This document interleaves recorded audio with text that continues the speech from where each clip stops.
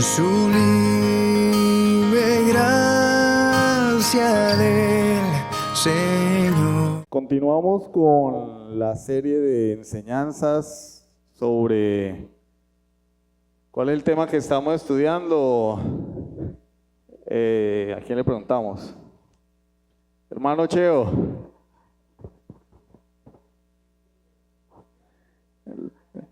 El distintivo bautista es explícitamente o específicamente hablando los requisitos de los oficiales. Porque el distintivo bautista tiene que ver con todo lo referente a la iglesia. Que la iglesia, cómo está organizada la iglesia, cuál es el gobierno de la iglesia. Sí, no es exclusivamente el bautismo. El distintivo bautista, ustedes son bautistas porque bautizan gente. No. Lo incluye, pero no es exclusivamente ese aspecto. Tratamos más el asunto de la iglesia, su organización, su gobierno. Ya hemos visto que la iglesia, cómo está compuesta la iglesia por creyentes. Esos creyentes se hacen miembros de una iglesia local. Y ahora estamos hablando de los oficiales, que son ancianos y diáconos. Solamente hay esos dos. No hay más. No, que hay pastores, hay ancianos y hay diáconos. Hay personas que, no. Pastor, anciano, presbítero, obispo es exactamente lo mismo. Y diácono. Solamente hay dos oficios en la iglesia, no hay más. Para que, no, que es que yo conozco una iglesia donde hay ancianos, hay pastores y hay diáconos. No, el anciano es el mismo pastor. Y vimos algunos textos de la Escritura que pues no vamos a redundar, donde están los requisitos de los oficiales, tanto diáconos como pastores. Vamos ahora un poquito a la confesión de fe. Confesión de fe de Londres de 1689, capítulo 26, párrafo 9. Si no alcanzan a ver allí la imagen, lo pueden buscar en su teléfono o en Carlima trajo la confesión. ¿Quiénes trajeron la confesión?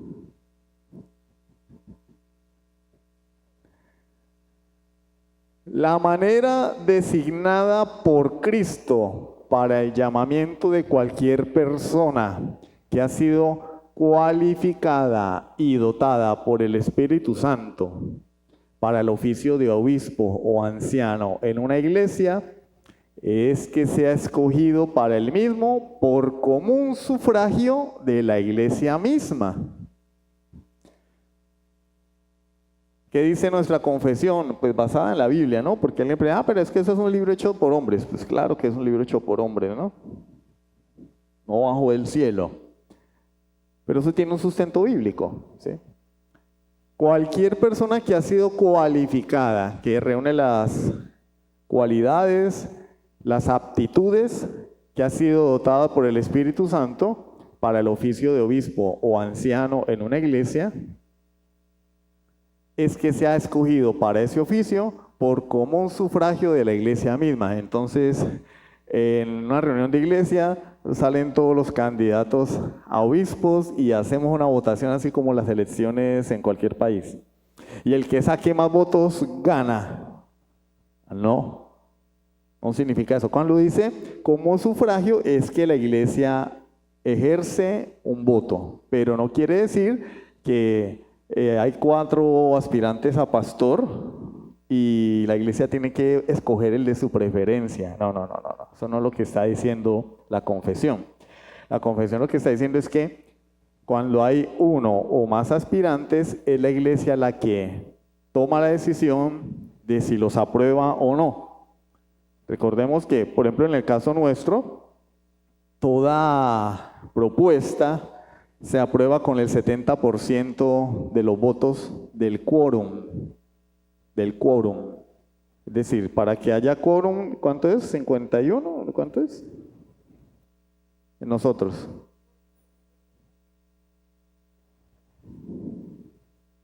Bueno, después de que haya quórum, o sea, después de que se pueda hacer la reunión de iglesia, porque a veces nunca ha pasado, ¿no? Pero si faltan asistentes, pues no se hace. Si se puede hacer la reunión de iglesia, hay quórum, con el 70% se aprueba. En ese caso, la iglesia, el 70% tiene que votar para aprobar cualquier propuesta que la iglesia deba ser sometida a votación. En este caso, la elección ¿de qué? De oficiales, o la aceptación de un miembro, o la excomulgación de un miembro. Porque también la iglesia excomulga. Bueno, nosotros vamos a suspenderle la membresía a Juanito. Está dando muestras de que no es creyente, está andando desordenadamente, entonces vamos a votar. Si el 70% decide, pues ya no puede tomar la cena del Señor, ya no puede servir, se le va a señalar públicamente que no está en comunión con la iglesia, que está en un proceso disciplinario. En este caso, para la elección de oficiales, la iglesia vota. Hermano, ¿y eso en qué parte de la Biblia está? Porque ¿dónde dice la Biblia que la iglesia vota? Entonces, por favor, vamos a Hechos 14:23. Hechos 14:23. Voy a buscarlo yo aquí en mi Biblia. Hechos 14:23.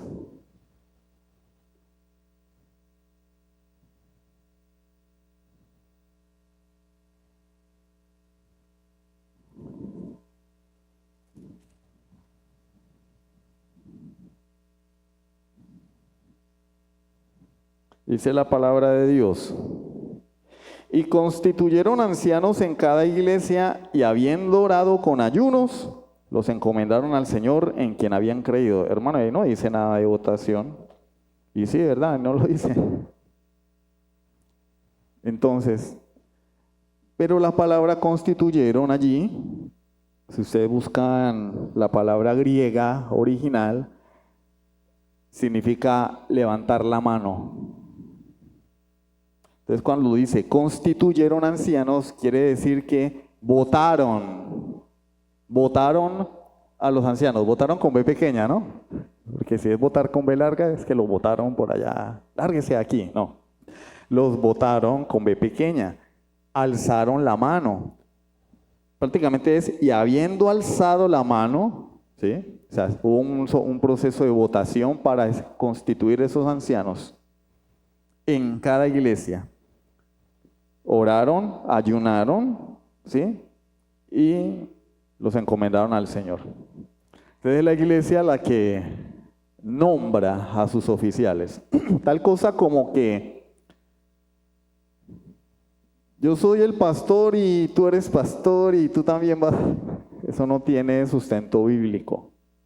No tiene sustento bíblico a dedo. No, pues que, como sí sucede en muchas congregaciones, sobre todo con el gobierno episcopal, que pues, la gente va ascendiendo y pasan de ser el líder de una célula y a los 6 meses ya es pastor porque el pastor de arriba lo fue ascendiendo, el pastor principal, y ya pastor.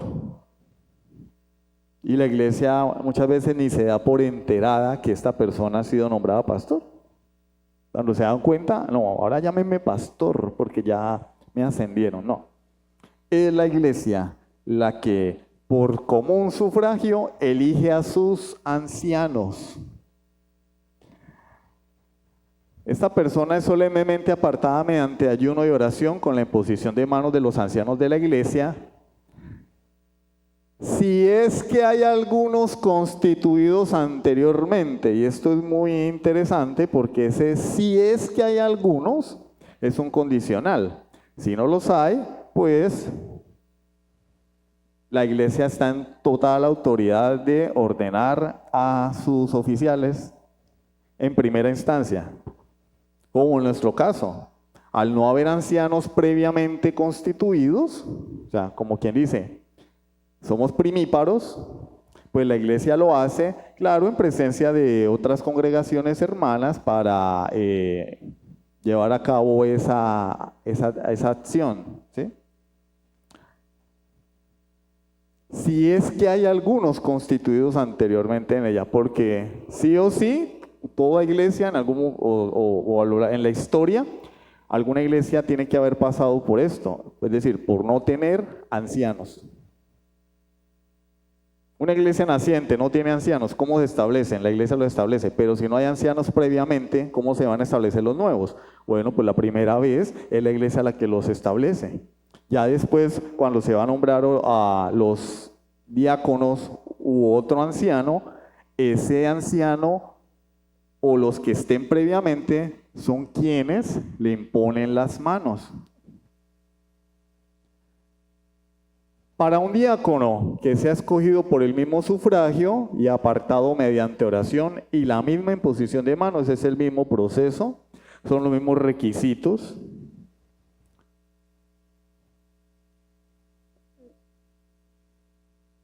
Y eso que es solamente para servir, ¿no? No es para ser apóstol, es para servir. Y tiene que ser exactamente la misma mecánica. La iglesia lo llama, la iglesia lo ordena. Si hay ancianos previamente, le imponen las manos, oran por él. Exactamente igual. Apartado mediante oración y la misma imposición de manos. Nuestra confesión de fe de Londres sigue la línea de un gobierno congregacional, pero no en el sentido moderno del término. Es decir, hay iglesias, ¿por qué en el sentido moderno? Porque es que en realidad históricamente las iglesias bautistas han sido congregacionales, pero últimamente el término congregacional se ha derivado más bien en una democracia, donde hasta para comprar un bombillo hay que hacer una reunión y tiene que haber la aprobación del 51% de los miembros. Entonces, por ejemplo, se dañó un ventilador, hay un ventilador por ahí que se dañó, entonces hay que mandarlo a arreglar, ¿cierto? O alguien tiene que arreglarlo. Bueno, hay que hacer una reunión de iglesia. ¿Cómo la ven? ¿Una reunión extraordinaria o esperar a una de las dos asambleas que se hacen anualmente? Y entonces un hermano, entonces se lleva la propuesta, Hay que arreglar el ventilador. Bueno, vamos a votar. Y resulta que de un ejemplo, de 10 miembros, solamente 4 votan a favor. 40%. No alcanzó, se quedó el ventilador dañado. Porque alguien dice, no, pero ese ventilador es chino, eso no vale la pena arreglarlo, hay que comprar uno nuevo. Y otro dice, no, pero sí. Entonces solamente 4 hermanos querían arreglar el ventilador chino. Y los otros 6 no se arregla. No se arregla el ventilador, se quedó dañado. Hasta la otra reunión. ¿Sí? Así funciona. Nosotros estuvimos en una iglesia así. Todas las reuniones eran, hay que destapar la cloaca, la vamos a destapar. Y como no nos poníamos de acuerdo, nos tocaba hacer el culto con el olor a cloaca. No nos poníamos de acuerdo en una reunión, otra reunión. No. Cuando hablamos de congregacional, es en el sentido tradicional del término, es decir, la congregación vota, con B pequeña, o elige a sus oficiales. O sea, en cierto modo es un gobierno representativo, ¿sí? Uno, ¿para qué elige un alcalde? ¿Para qué elige un presidente? Pues para que él tome las decisiones que uno no puede o no quiere tomar, para que me represente a mí, para que represente mis ideales, porque uno vota por un candidato que tiene mi mismo pensamiento político, ¿sí?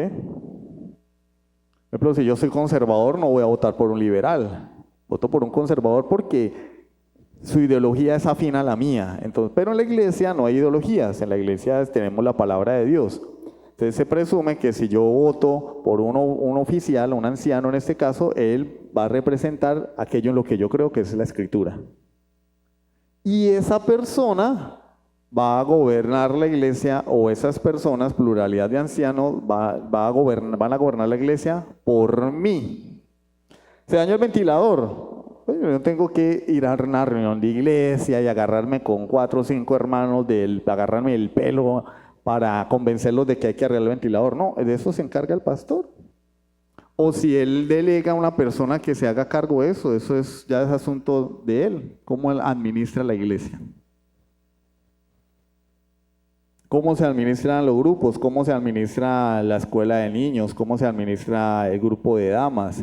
Y eso es cuestión del pastor, porque yo no quiero o no tengo el tiempo para dedicarme a hacer todo eso como miembro de la iglesia. Para eso elegimos a una persona que nos represente y tome esas decisiones por nosotros en pro de la iglesia o en beneficio de la iglesia. Entonces, es la congregación la que escoge a los pastores o ancianos para que ellos gobiernen sin dar cuentas a nadie más fuera de la misma congregación. Entonces el pastor rinde cuentas. El pastor rinde cuentas a la iglesia, pero a nadie más. A nadie más. Porque la iglesia bautista somos independientes.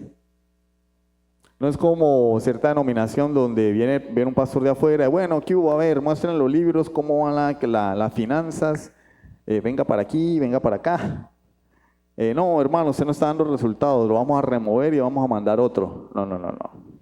Porque ya explicamos, hicimos énfasis que solo Cristo es cabeza de la iglesia y que quien legisla la iglesia es Cristo a través de su palabra. De manera que si Cristo es cabeza de la iglesia y la iglesia es el cuerpo de Cristo y en la iglesia mora el Espíritu Santo, la máxima autoridad en la iglesia es la iglesia. Entonces, por eso dice, no le rinde cuentas a nadie más fuera de la congregación. Porque no es lo que la Biblia ha establecido. No hay tal cosa como jerarquías. No, pero es que el hermano, yo no estoy de acuerdo con el hermano, voy a ir a poner la queja a donde el pastor John. No, el pastor John no puede hacer nada. Porque es la iglesia la autoridad. ¿Sí? Porque si no, imagínense, ay, no me gustó como el hermano vino vestido y voy a ir a poner la queja. Ay, no, es que ya vinieron 10 personas aquí a decirme que el hermano no se viste de acuerdo a la ocasión, entonces vamos a removerlo, porque el tipo que está ya gobernando, el apóstol o lo que sea, le gusta tener a la gente contenta. ¿No? Es la iglesia en quien mora el Espíritu Santo quien ordena a sus ancianos, a sus obispos, a sus diáconos, es decir, a sus oficiales. Y el día que una iglesia no quiera que su pastor o sus pastores la pastoren más, pues de la misma manera debe, bajo sufragio, votar. Porque esta persona no nos representa, porque está torciendo el evangelio, porque ya no queremos que sea nuestro pastor porque la doctrina ha cambiado la doctrina o porque ha caído en algún pecado que hace meritorio que sea destituido del ministerio. Claro, una cosa es un pecado que haga que a un oficial sea destituido, otra cosa es un pecado que sea disciplinario, ¿no? Porque no quiere decir que los pastores no puedan ser puestos en disciplina. O un diácono, después de que la persona pasa el proceso disciplinario, se le restaura si es un pecado que no agrede las cualificaciones dadas por Dios. Aunque no debería ser así, ¿no? No debería ser así. Imagínense una cosa de esas. Aunque hay iglesias donde eso es el pan de cada día, ¿no? Entonces somos congregacionales porque los pastores no son impuestos por ninguna institución ajena a la iglesia local. Todos los pastores de las iglesias locales deben surgir de la misma iglesia local. Eso de que vamos a enviar uno de otra parte no es bíblico. El pastor debe surgir de la iglesia local. Debe haber gente que se prepare, que Dios lo llame También porque pues una persona puede preparar mucho, si Dios no lo llama al ministerio o no lo dota, pues igual. O si la iglesia no lo reconoce, puede estar muy preparada, pero si la iglesia no lo reconoce, se requiere esas tres cosas. Un deseo interno de la persona, si alguno anhela obispado, buena obra desea. Chévere. ¿Quieres ser anciano de una iglesia? ¿Quieres ser pastor? Sí, pero es necesario y ahí arrancan todos los requisitos. Y Dios cuando llama, Él dota. Entonces Dios te llama. Yo quiero ser pastor, siento en mi corazón y la iglesia lo confirma. Entonces se requieren esos tres, por decirlo así, esos tres llamados. Un llamado de Dios, un llamado de la iglesia y un deseo interno de hacerlo. Y si falta uno de los tres, pues no hay pastor. Ni pastor. Pero si Dios llama, obviamente, Dios va a mover a la iglesia a ordenar a esa persona. Se supone que el Espíritu Santo de Dios mora en la iglesia, ¿sí o no? Cuando digo se supone, gracias mi amor,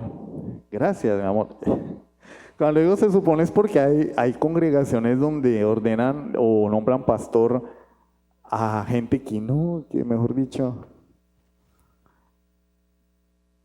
son más malos que el diablo, más malos que el anticristo. Y vuelvo y cito los ejemplos que hemos experimentado en el pasado, ¿no?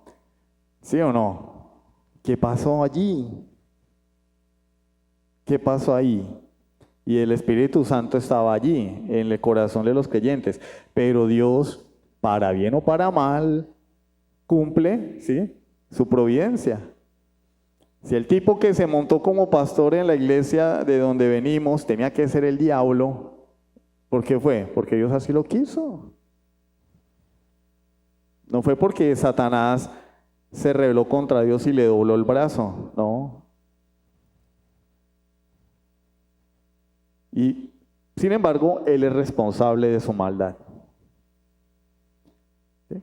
La palabra de Dios dice, el corazón del rey está en manos de Jehová, a todo lo que Él quiere lo inclina.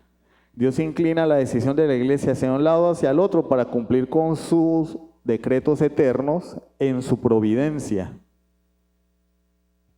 Y si el decreto de Dios era elegir a un falso pastor como pastor de cierta congregación para disciplinar a esa iglesia, o para que los que sí eran salieran de allí, o para formar el carácter de los hermanos, pues así fue y así sucedió.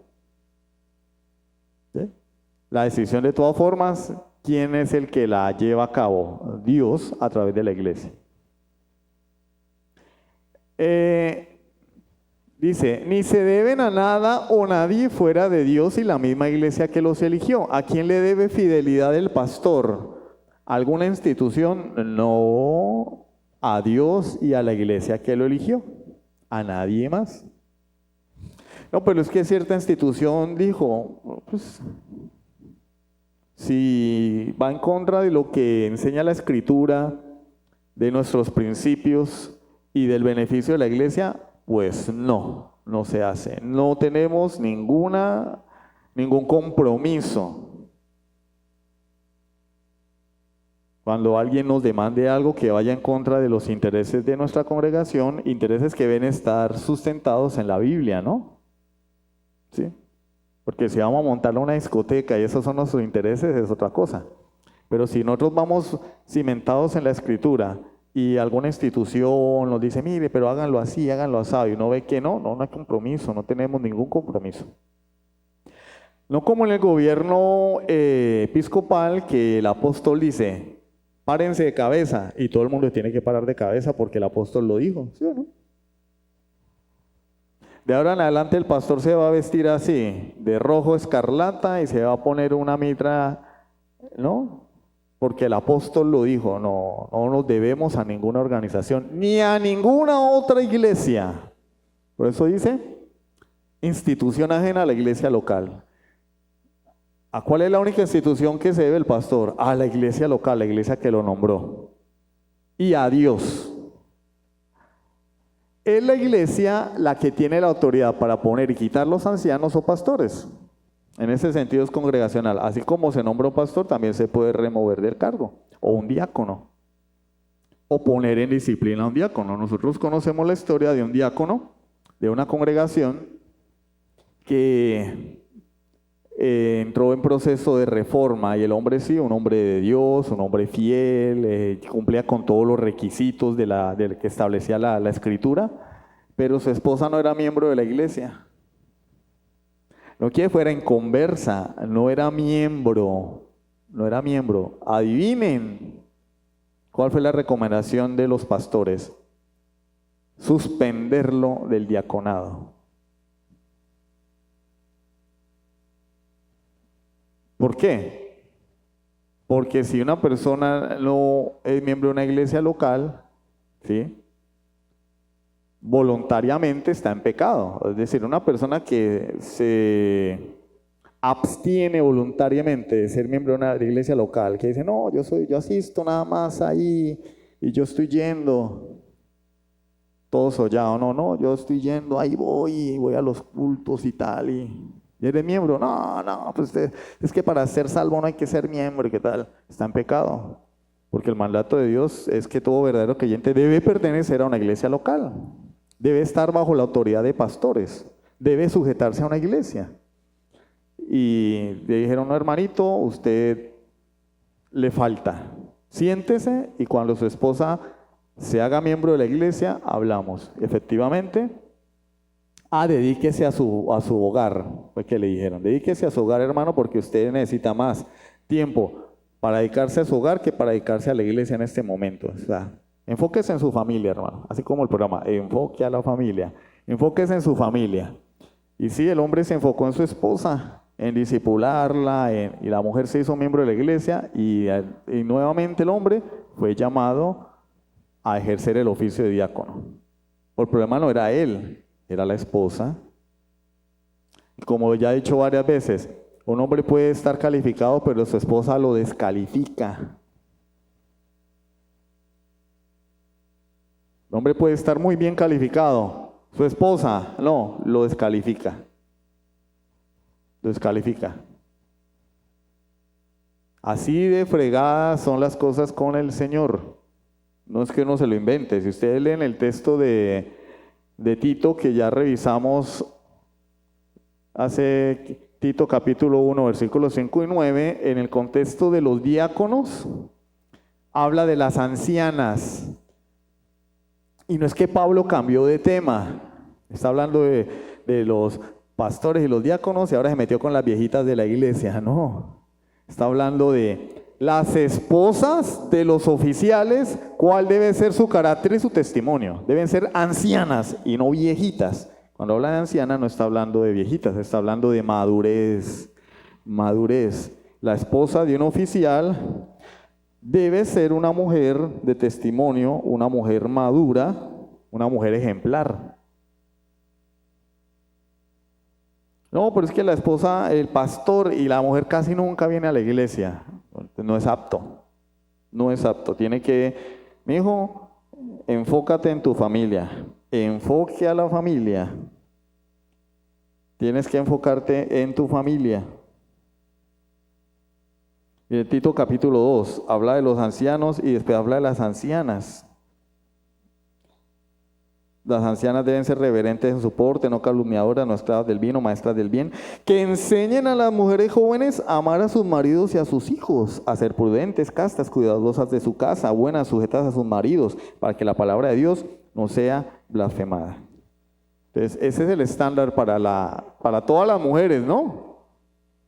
No, yo no soy esposa de un oficial, entonces me voy a alzar la falda. Yo puedo ser una cristiana liberal. No. Ese es el estándar para toda mujer cristiana. Lo que pasa es que la esposa de un oficial debe cumplir con eso obligatoriamente. No es que debe, ¿no? Sino que debería ser lo natural, ¿no? Debería ser lo natural.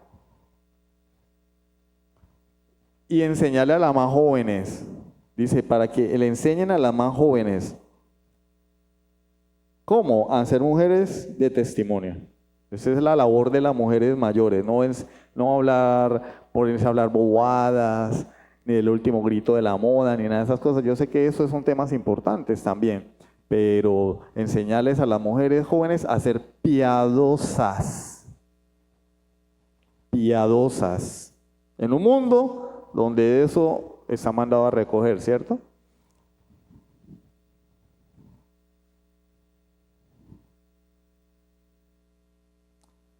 Entonces, una vez que la iglesia elige a sus pastores, llámese anciano, ¿por qué lo repito tanto? Porque puede generar confusión. Hay iglesias donde hacen distinción. Yo estuve en una iglesia donde estaba el pastor y a veces venía el presbítero. ¿Quién era el presbítero? El que estaba a cargo de varias congregaciones. Vuelvo y les digo, nosotros no tenemos esa distinción. Para nosotros, según la Biblia, presbítero, anciano, obispo, pastor es exactamente lo mismo. Se puede decir consejo de ancianos o consejo de pastores.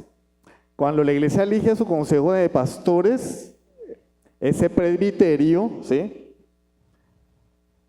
se llama presbiterio o consejo de pastores, es el que gobierna la congregación, la dirige y toma las decisiones. Entonces el pastor hace lo que le da la gana.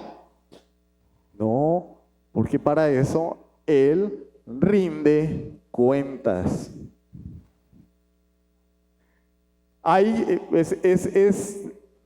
Digamos que es una deficiencia. El hecho de que en una iglesia haya un solo pastor es una deficiencia, pero entre nada y un pastor es preferible que haya un pastor.